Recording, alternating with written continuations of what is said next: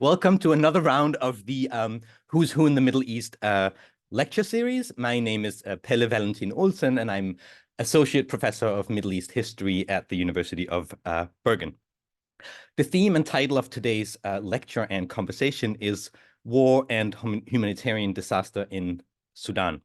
Since the spring of 2023, Sudan has been consumed by a devastating civil war that has claimed thousands upon thousands of lives, displaced millions, and created one of the world's worst humanitarian disasters. Famine is now widespread, and the situation only seems to be getting worse. Sudan has been largely absent from the news, and I am very delighted that we have with us today Professor Munzoul Assal, to attempt to make sense of the historical, structural, and regional origins of this conflict and the different actors and forces involved. Professor Assal is Professor of Social Anthropology at the University of Khartoum and is currently a scholar at risk here at CMI in Bergen. He also holds the position of Professor at the Department of Social Anthropology at UIB. And his research focuses on migration, refugees, internally displaced persons, and peace building. And he has published extensively on this topic. After a short lecture by Professor Assal, we will, as usual, open up the floor for questions and comments and discussion. So please welcome me in welcoming Professor Assal.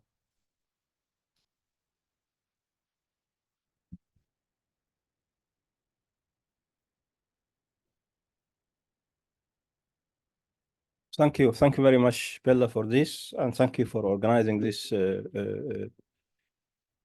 talk. I will try to be brief, although the topic I'm talking about is quite complex, so that I leave ample time for discussions and reflections.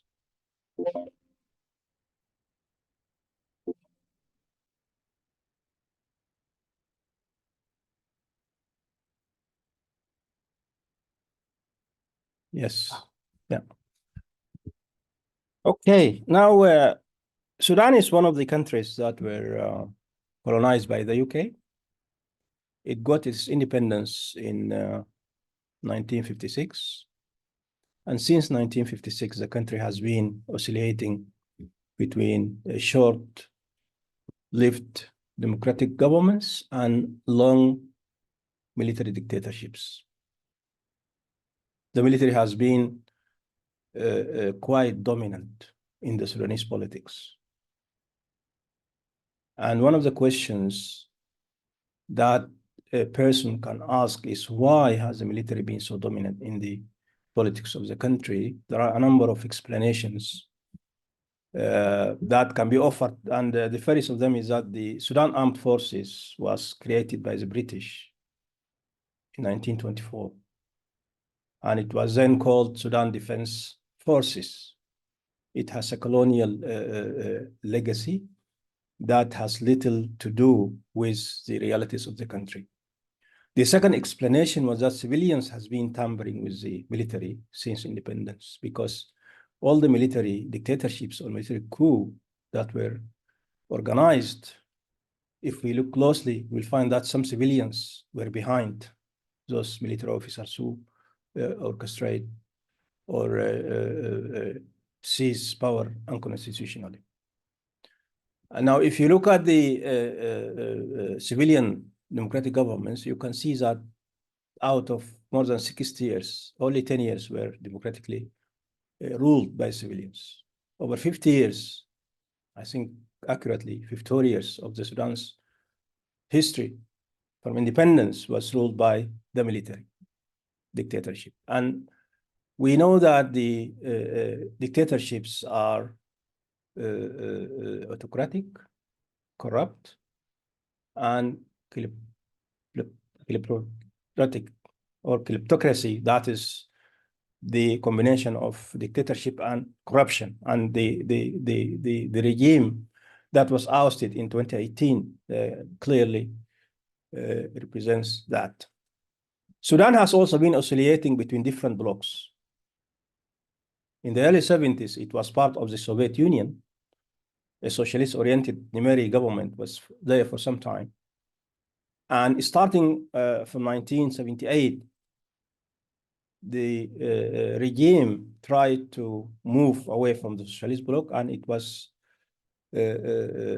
allied with the US for some time. And as a matter of fact, when Nimeri was ousted by the popular uprising in 1985, he was in the US. He was on a visit to the US, and then he was caught up in the uprising, and he ended up living in exile in Egypt until the Islamists allowed him to come back and freed him.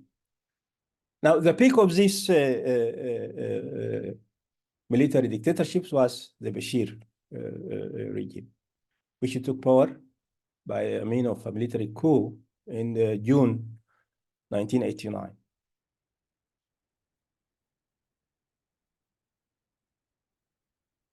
Now, what happened was that during the 30 years of dictatorship, the country was in conflicts in the south. A civil war started in 1983. It went on until 2005. And as the country was having a peace agreement with South Sudan, another war erupted in Darfur, and it continued hitherto. And what happened was that the 30 years of dictatorship and autocracy divided the country so much so that when the December uprisings started in 2018, the country was very much divided along ethnic lines, along regional lines, and I must say even along religious lines. Bashir was ousted in April 2019, and what followed was a very difficult negotiation between the civilians and the military to pass or to pave the way for a transition that would eventually lead to elections. This difficult negotiation was brokered by the African Union and the IGAD. And in August 2019, a power sharing between civilians and the military was signed, the so-called Constitutional Declaration, which resulted in a civilian cabinet headed by Abdullah Hamdok and a sovereign council chaired by the civilians and the military. It was an 11-member council, 5 military officers and 6 civilians. But the transition was quite difficult. There were a lot of problems. And there were a lot of attempts to sabotage the transition. There were civilian-military problems. There were civilian-civilian problems. And above all, there was a military-military rivalry between the Sudan Armed Forces and the Rapid Support Forces that was created by the former regime to fight its proxy war against the rebel groups in Darfur.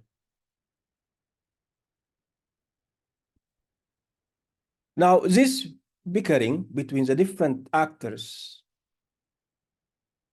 paves the way for the October 2020 military coup.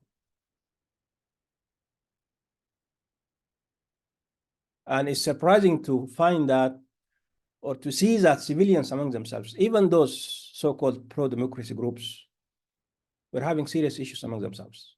They disagree almost on everything. And that was actually the excuse which is a military leader, Abdel Fattah al-Burhan, quoted on the day that he ousted the civilian cabinet and put the prime minister and his cabinet members into jail. He said that we took this step to safeguard the country because the civilians wrangling was a threat to the existence of the country. That was his excuse. What happened was that instead of moving forward with the transition to democracy, Sudan regressed again into the circle of dictatorship and international isolation. The prime minister succeeded to put forward a very ambitious economic policy that would end up in debt relief. And if you don't know, Sudan's debt is over 60 billion. Most of this was arrears of unpaid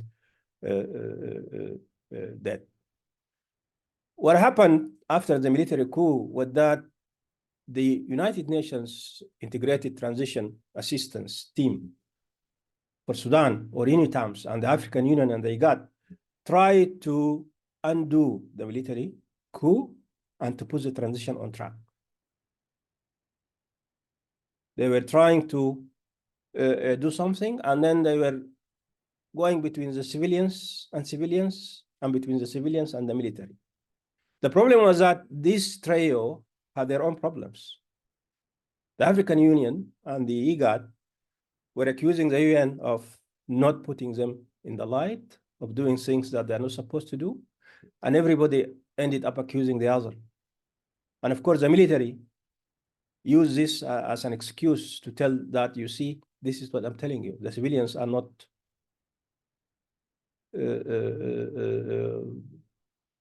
speaking with one voice. They have problems, and they cannot be trusted with the country.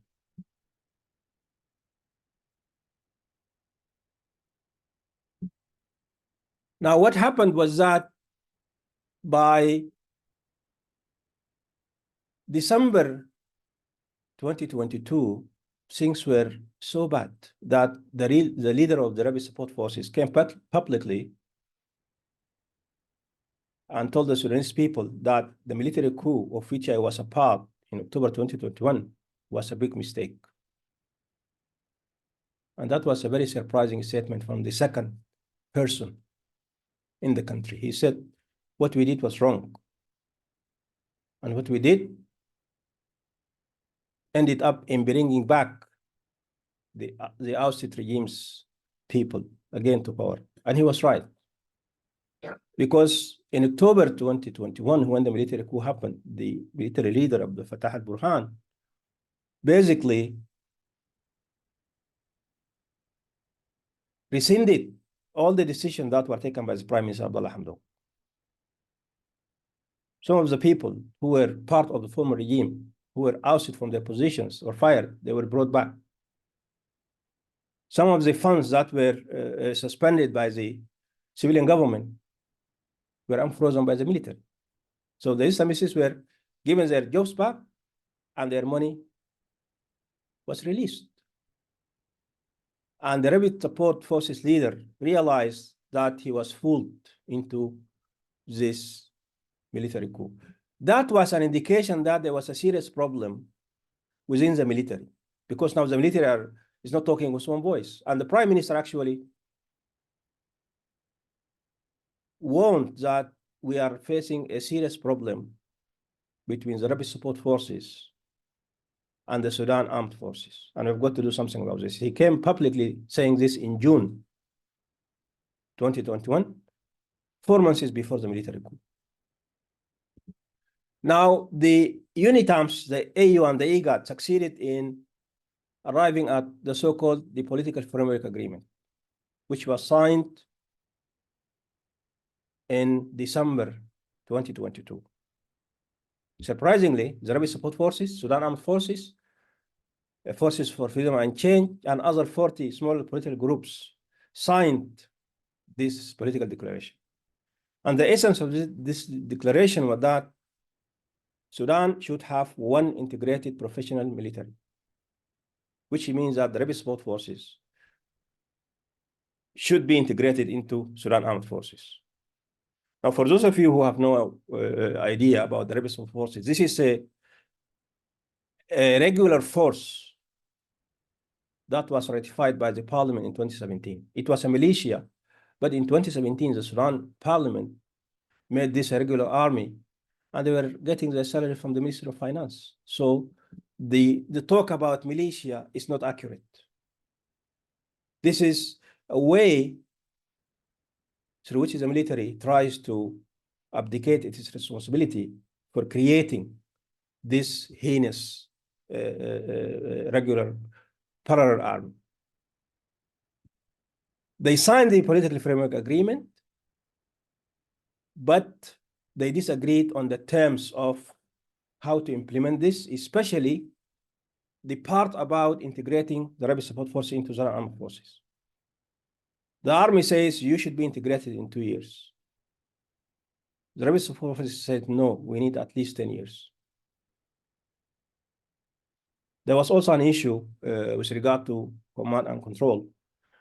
The Rapid Support Forces was saying that the commander-in-chief of the armed forces should be a civilian or the head of state, while the Sudan Armed Forces said, no, the head of the army should be the commander-in-chief. All this was happening when there was a build-up between the army and the Rapid Support Forces. And on the 15th of April, the war started. On the 14th, at midnight, I was hosted by one of the Gulf TV channels asking me what will happen. And naively enough, I told them there wouldn't be any war between the army and the Sudan and the Rapid Support Forces because the stakes are quite high. Everybody's going to lose, and these people will agree. A few hours later, the war started, and there was a lot of discussion or different opinions about who fired the first bullet. Some accuse the Islamists. Some say that this is a Rapid Support Forces war because it wanted to seize power. And some of the analysis goes that this is a war into which the Sudan Armed Forces was drawn by some elements within its leadership that are loyal to the Islamists. Because if the political framework agreement was implemented, it will mean that those military officers who were loyal to the Islamists would be purged out from the Sudan Armed Forces. And that was one of the contentious issues in the framework agreement, because the Rapid Support Forces say that we will not accept the presence of Islamists within the army. We don't want a politicized army. Now, this is a very different war, because for the first time in the history of the country, a war started at the capital. All the previous wars started at the periphery. And that was why nobody cared. This is a war that has completely obliterated the Sudan middle class, because it started in the capital. And if you look at the discussions in the social media among the Sudanese intellectuals and what I call middle class or the educated, you could clearly see that this war has really hit them in the very, very core. You know, the way people talk, people were unfortunately forced to take sides. If you say no to the war, you will be categorized as supporting the militia or the Rapid Support Forces. If you say the war should continue, then you will be categorized as a fanatic or loyal to the Islamists. For me, the Sudan Armed Forces and the Rapid Support Forces are two evils, and the Sudanese people should not be forced to choose between one evil and the other. Maybe one is more evil than the other, but at the end of the day, these are two evils. The war had led to a very serious humanitarian situation in terms of those who were killed, in terms of those who were forced to flee their residences to seek safety internally or to cross the border internationally. I will come to that. And the role of the Islamists cannot be underestimated, because they are openly now supporting the war, and they are actually the ones who are resisting all the attempts to bring an end to the war through negotiations. Now, where are the pro-democracy groups? Unfortunately, as I said, to the extent that these groups are led by the middle class people, and to the extent that this war has really hit the middle class, you could see that the pro-democracy groups are completely divided.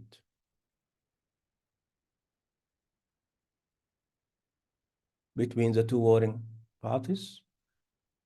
And one of the very surprising things was that even those who were leaning to the left and pro-democracy are now siding with the Sudan Armed Forces and repeating the rhetoric of the Islamists that we should defend the national army, we should defend the country.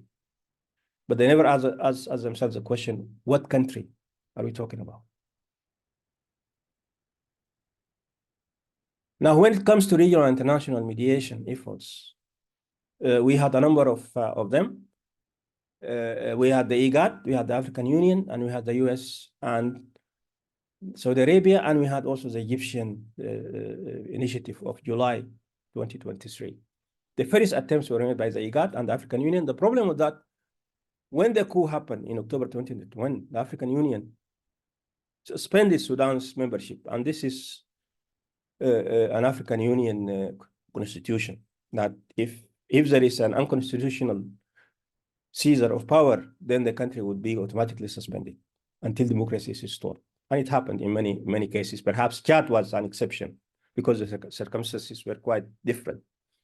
But anyway, Sudan's membership was suspended. And then IGAD tried to do something. And the military leaders were not happy with what IGAD was doing. They said that IGAD is siding with the Rapid Support Forces. And in January 2024, the Sudan suspended its membership in IGAD, which effectively made IGAD irrelevant. And it cannot do anything because IGAD is a club of heads of states. And nothing could be done if a certain head of state disagrees or disapproves anything. So IGAD is now not really able to do anything. The African Union is not in a better shape anyway, because Sudan's membership is not there.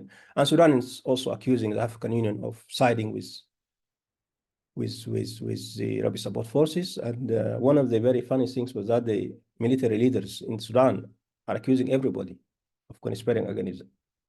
They don't have a single country that supports them. Even Egypt, sometimes they say that it's conspiring with the others.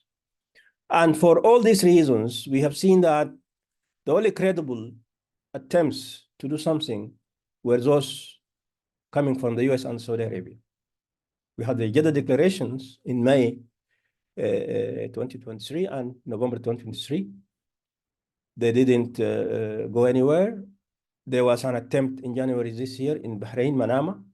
There was an agreement which was almost signed, but again, the Islamists blocked it because they didn't want to go into an agreement that would imply kicking them out of the military.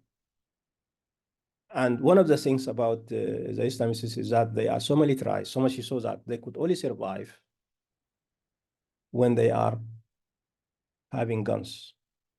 And that was something that they are not ready to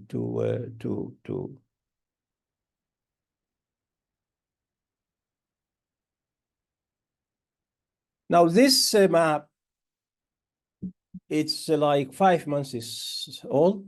Things might have changed on the ground, but it gives you an idea about who controls what when it comes to the military part of the conflict. The green areas are the ones that are controlled by Sudan Armed Forces, while the brown ones are those who are controlled by the Rapid Support Forces.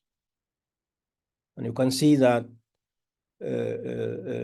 vast areas of the country are actually controlled by the Rapid Support Forces, and the Rapid Support Forces is expanding as we speak. So anything can happen.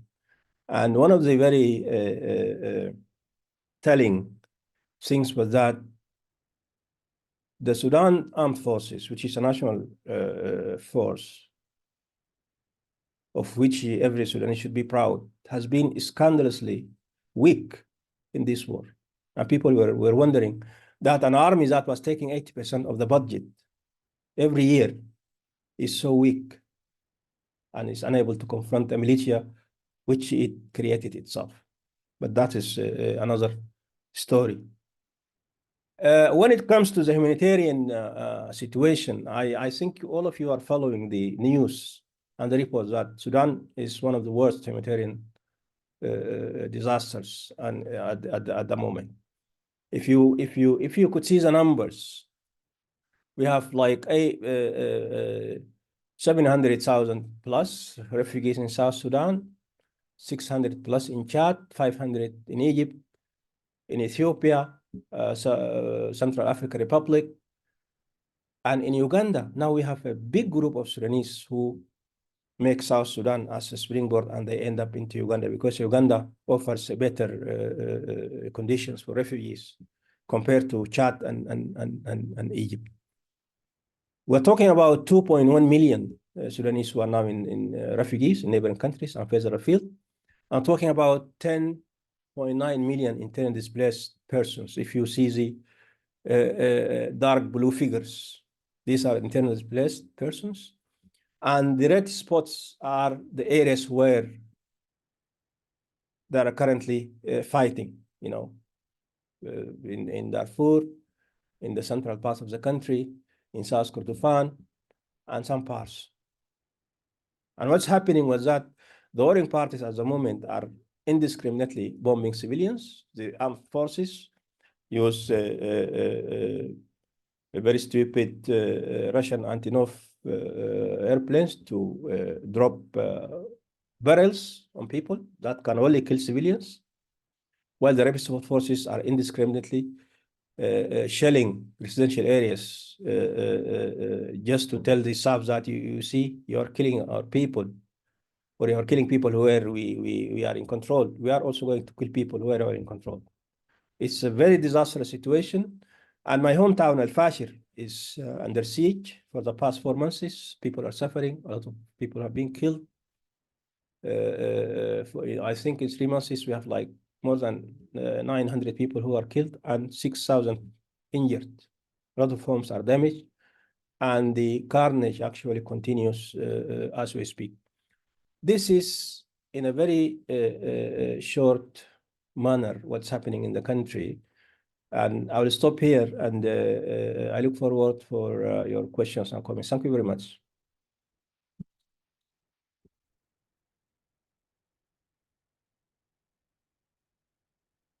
While answering questions? So, yeah. So I have some questions, but I also want to make sure that you get a chance to ask yours. So perhaps we can start by opening up. Of course, thank you very much for helping us make sense of this disastrous situation. Are there any questions? Yes. The last slide, what are the blue arrows? On the last slide, what are the blue arrows? The blue arrows are the nations.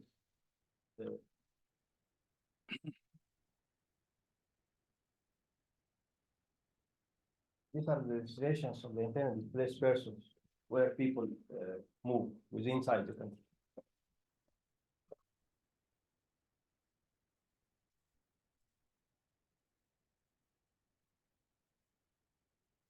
Oh, thank you. Thank you so much, Professor. I'm wondering if you could also elaborate a little bit on sort of the situation that the Sudanese that are leaving Sudan are facing, because as we've been sort of noting, there seems to be a lack of a sort of organized humanitarian response, both to obviously what's going on within Sudan, but also what kind of situation are the refugees meeting?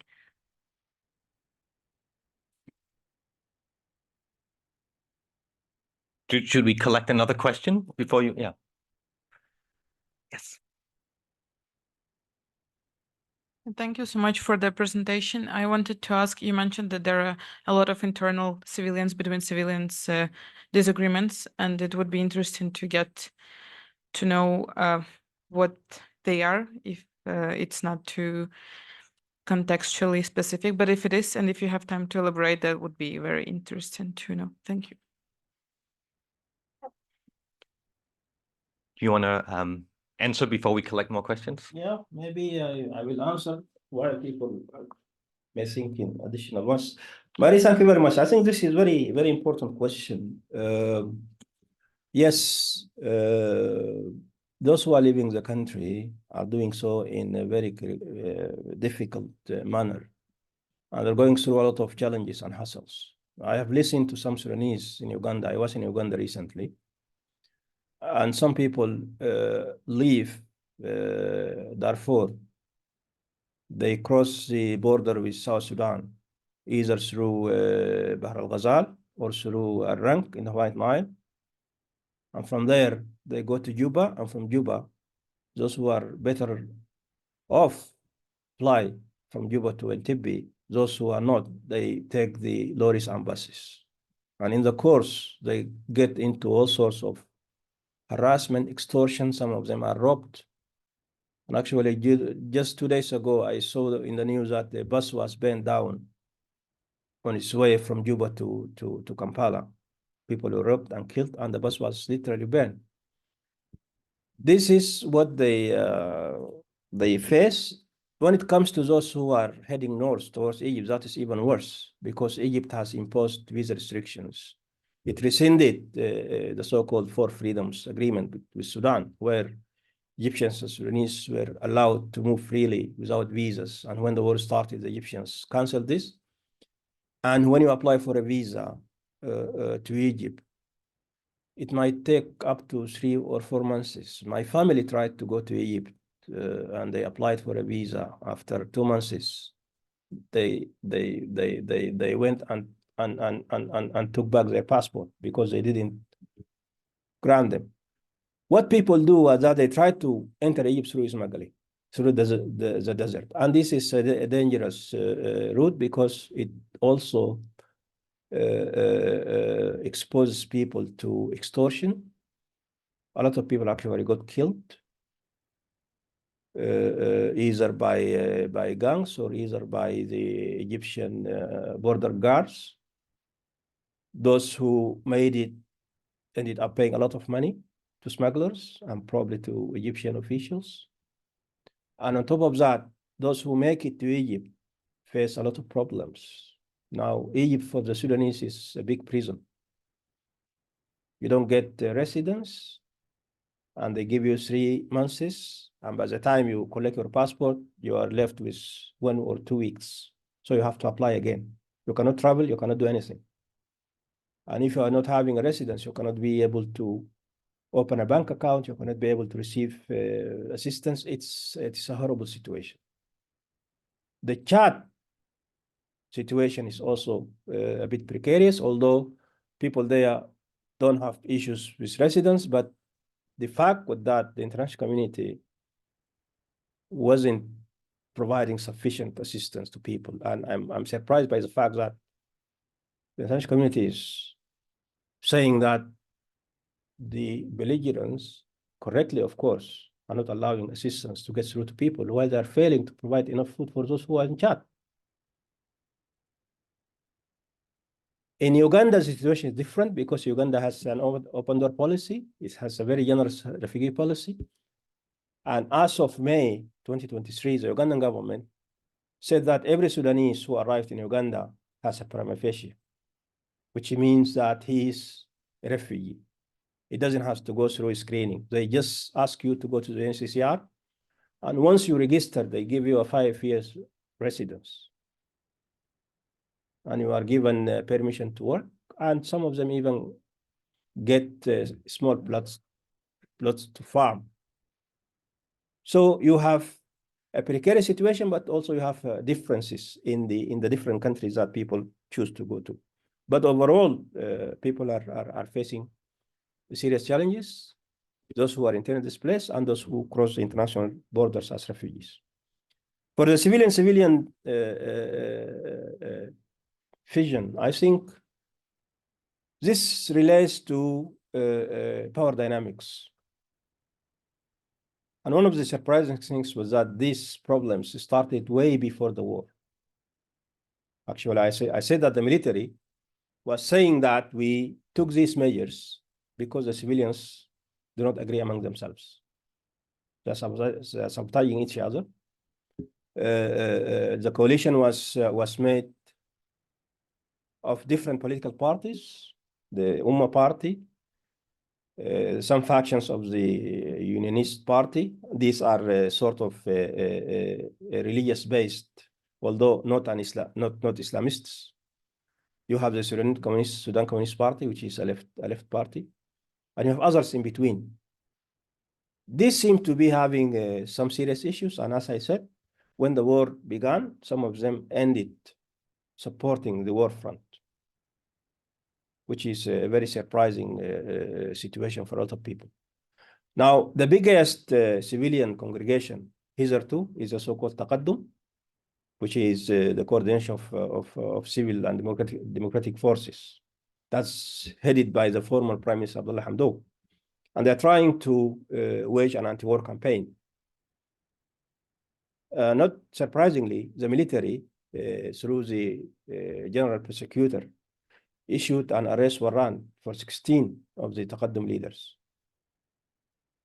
And yesterday, I saw an interview with Sudan general prosecutor defending his decision to issue this arrest warrant. And at the same time, Taqaddum wrote a letter to the Interpol preempting what the general prosecutor was saying. And they said that this is a politically motivated action, and we ask you just to ignore it. I feel the Interpol will ignore it because this is a political thing. So you have struggle over power, differences in opinion, and again, I think this also relates to the crisis in the middle class that was brought by this war, that completely displaced a lot of people, not only geographically, but even mentally. If you can see now some academics and intellectuals, the way they write, it's very disastrous. Some otherwise very respected Sudanese are now warmongers. And people are wondering what's going on, you know? That was part of the explanation I can offer when it comes to the civilian problems.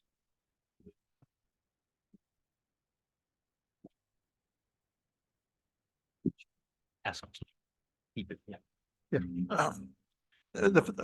the last thing you said that caught my thing, because it's a typical thing for Sudanese civilian politics, is that from 1956 on, you had these short civilian groups, the long military groups, you have a civilian groups, and exactly the same parties with exactly the same leaders come back after 20 years. And again, even after the very long period after under Bashir, you say it's the same thing, the same parties and same groups. So I'm saying this is extreme stability, it's very Sudanese, it's extreme stability of these things. And whether that stability will survive, I mean, we don't know how long this war is going on, but you're talking, of course, but this is a different type of war because Khartoum and the Nile Valley is now being hit, which it wasn't before. But that wasn't my question. My question was, because you said about the international mediation efforts, but there is also the thing that when you have a war going on, as we see elsewhere, in order to keep the war going, you need arms, you need ammunition. And what is the role of the regional parties like the United Arab Emirates or the Eastern Libyans, the Haftar people in Egypt or Russia? Are they who are providing weapons for whom, and who are keeping the war going or not keeping the war going of those? Thank you. I had basically exactly the same question.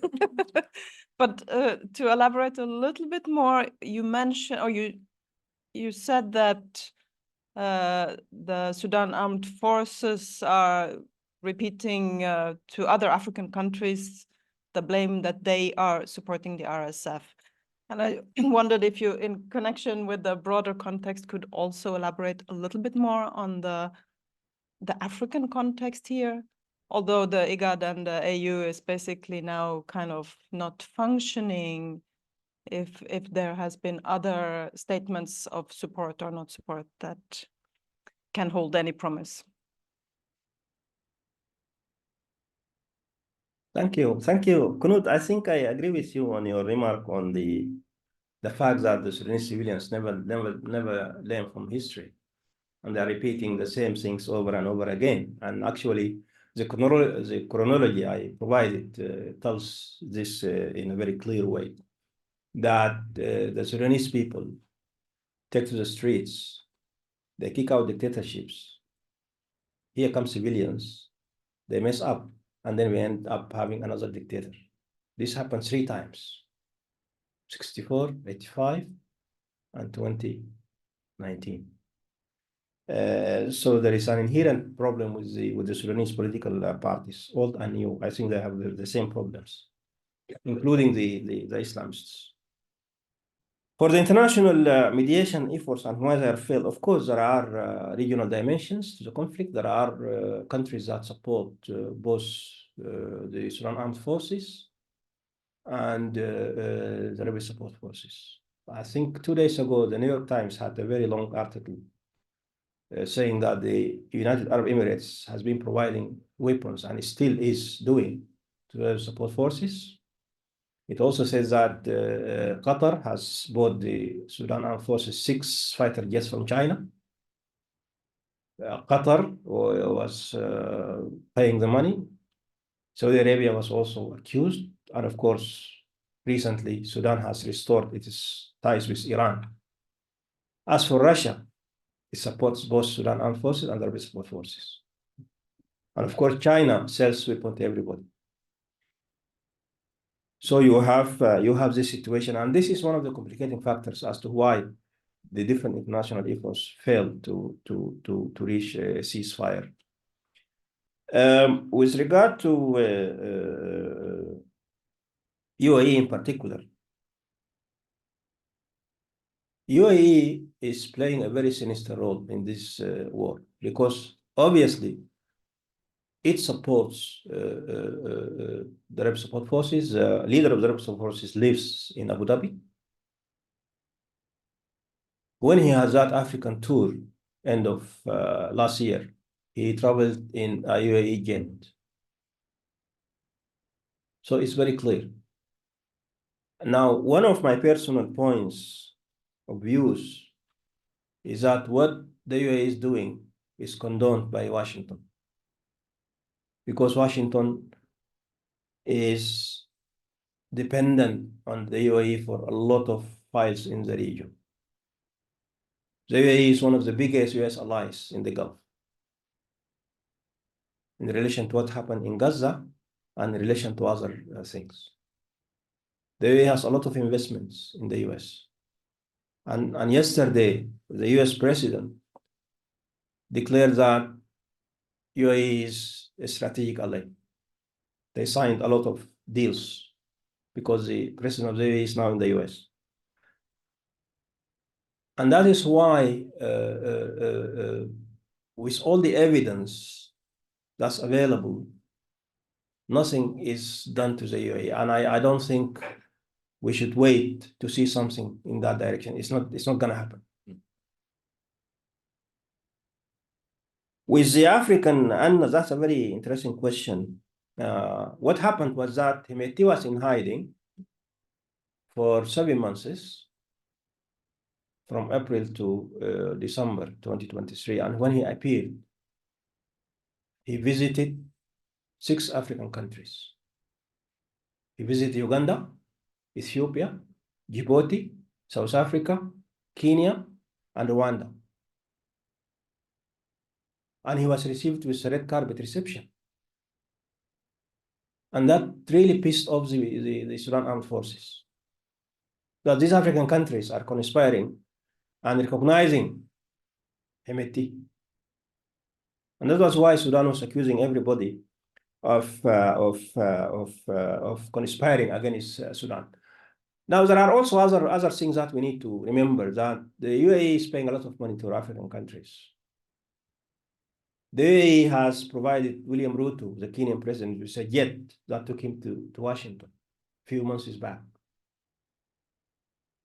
The UAE paid Chad 1.5 billion, which is exactly the GMP of Chad.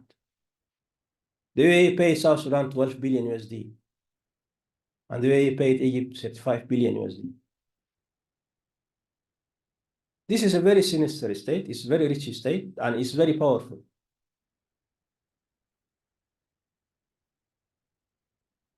And that is why, now, one of the very puzzling things was that, in spite of all this, Sudan still keeps an embassy for the UAE in Port Sudan, and the Sudanese ambassador is still in Abu Dhabi. Now you can ask why is this a situation?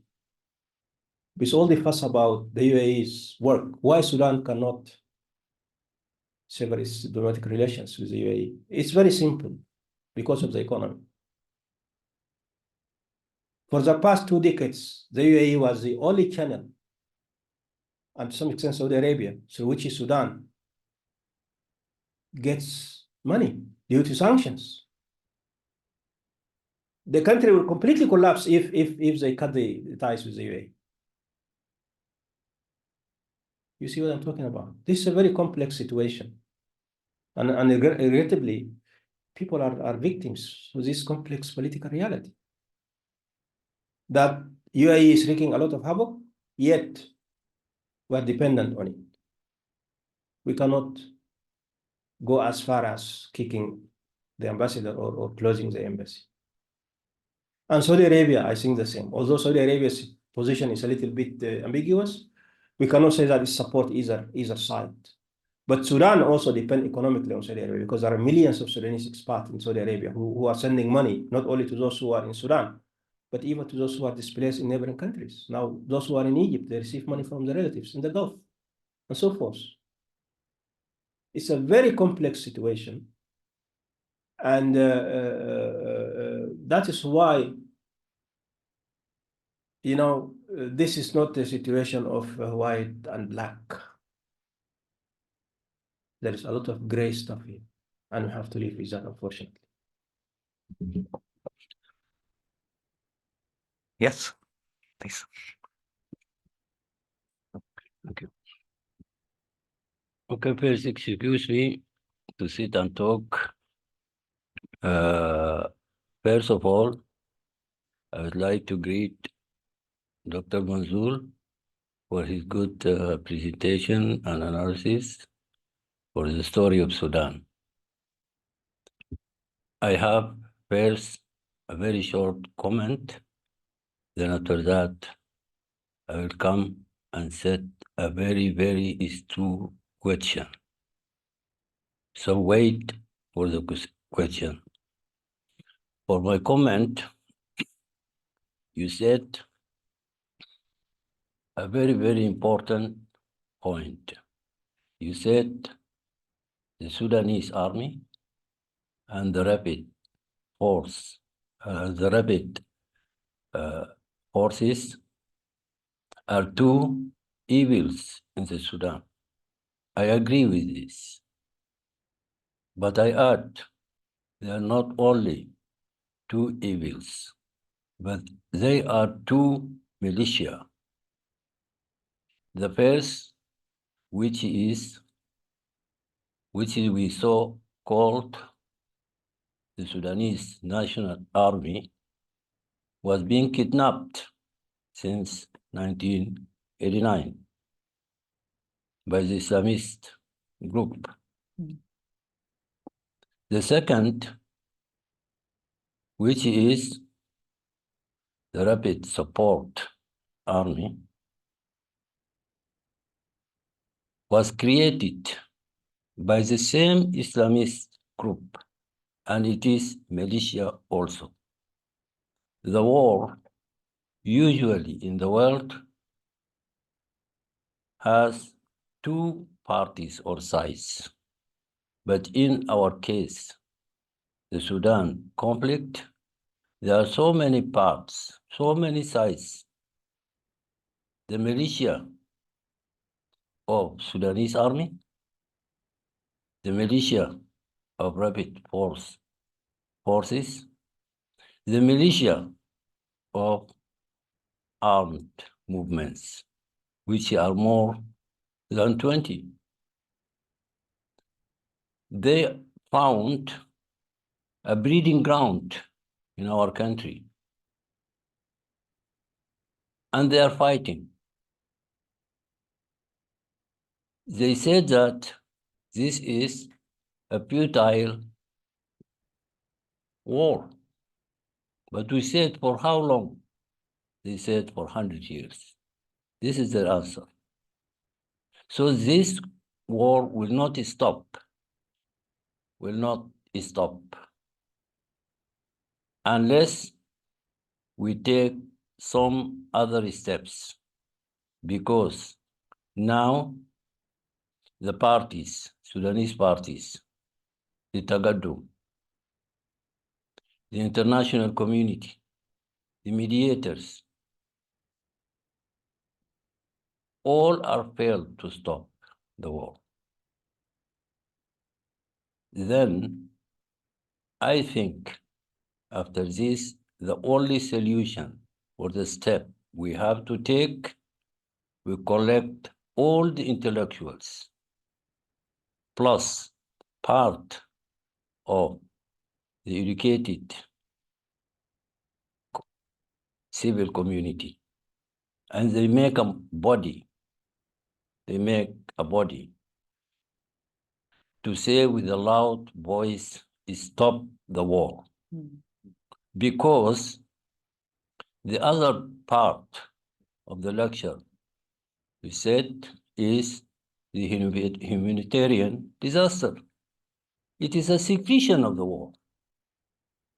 If the war is not stopped, it will continue like this. Can I ask you to ask the question so that we have time for one more question also? Okay. So sorry. Okay, shortly. So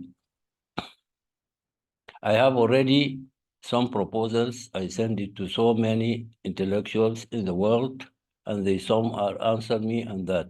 And I will give you the copy of the proposal after we finish this and you read it. Now, the big question is not to analyzing the problem, it is known, but how we solve it. This is the store question, a big question. And we are waiting the answer. And for me, I'm preparing a lecture, if I find a chance, to put my solution for this, and I wait for more. If you have an answer for this, you can help. Thank you very much. Thank you so much. We have time for one more question, I think. Thank you for a very interesting lecture. I have just a short question. I find it generally difficult to get information on what is happening in Sudan. I'm especially interested in central region and what is happening in White Benue. Can you say in few words what is happening there and who is in control of the city?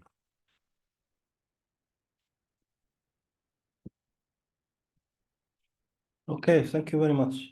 I am in agreement completely with your analysis when it comes to the fact that the South is not a professional army, and a lot of people actually share with you this, and I am one of those who share with you this view.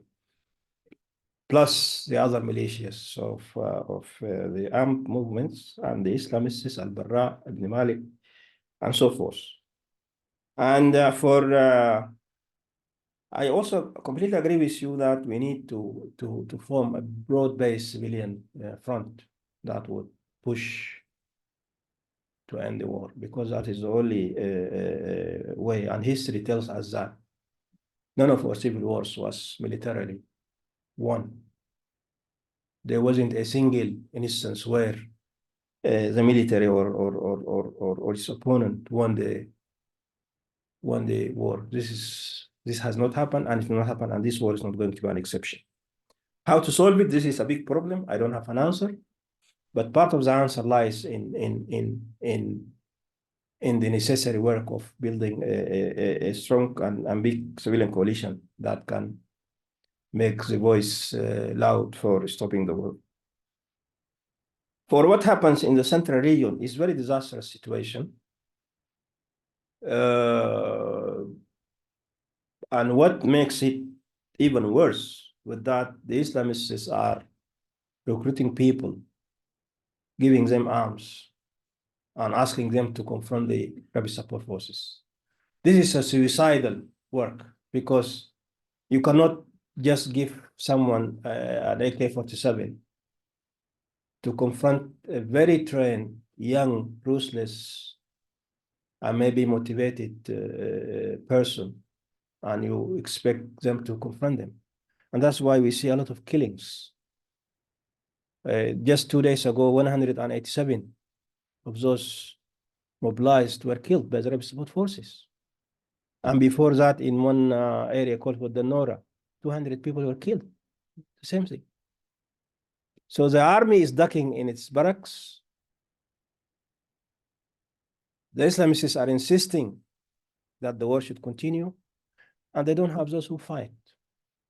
And that's why they end up having disastrous situations of civilians who are newly recruited with weapons that cannot confront the rapid support forces. It's very, very serious situation. And this is actually happening almost everywhere, except in Darfur, where you have these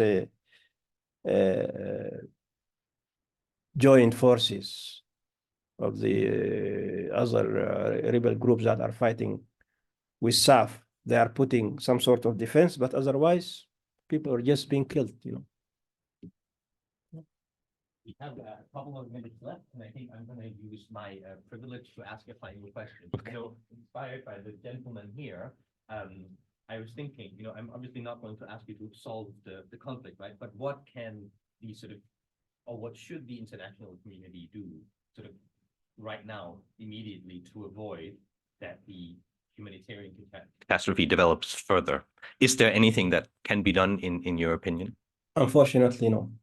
I'm sorry to say, but given the competing interests, given the fact that there can be no way that the Security Council can pass something without being vetoed by Russia or China on Sudan. The only hope, perhaps, is that the African Union will take the case to the UN Security Council, and that is the only chance that China and Russia will not dare to veto, because if the African Union, as a bloc, comes with a proposal, then I don't think China or Russia will risk losing the African countries by vetoing whatever they propose to the UN. That is the only way. Otherwise, we will continue to have this disaster situation. And of course, even before the UN and the international community, it's up to the Sudanese people to get together and to speak with one voice that this war should stop. Okay, so thank you all for coming here today. Thanks for asking questions, and thanks to Professor Assal for explaining the situation in Sudan for us. I hope you will join us in the coming months. We will have lectures about Hezbollah and Hamas and other groups and conflicts and contexts, historical as well as present, in the Middle East. So thank you so much for coming, and join me in thanking Professor Assal.